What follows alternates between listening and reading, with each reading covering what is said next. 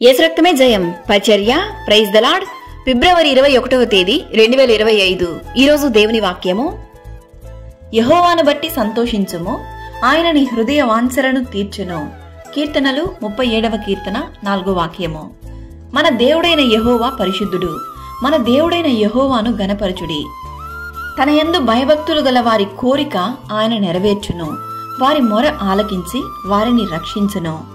ఈరోజు ఈ వాక్యం వింటున్న ప్రియ సహోదరి సహోదరులారా, దేవుడు మన జీవితంలో చేసిన మేలులను బట్టి, కుటుంబాన్ని బట్టి, సంఘాన్ని బట్టి, మనకిచ్చిన ఉద్యోగం, సంపాదన, పిల్లలు, మంచి ఆరోగ్యం, మంచి సమాధానకరమైనటువంటి జీవితం, వీటన్నిటినీ ప్రతిరోజు దేవుని సన్నిధిలో తలచి హృదయపూర్వకంగా దేవునికి కృతజ్ఞతాస్తుతులు చెల్లించి యెహోవాను బట్టి సంతోషించేదము. నీతివంతులకు యెహోవాయే సంరక్షకుడు. యెహోవా దృష్టి ఆయన యందు భయభక్తులు గల వారి మీదను, ఆయన కృప కొరకు కనిపెట్టు వారి మీదను నిలుచుచున్నది.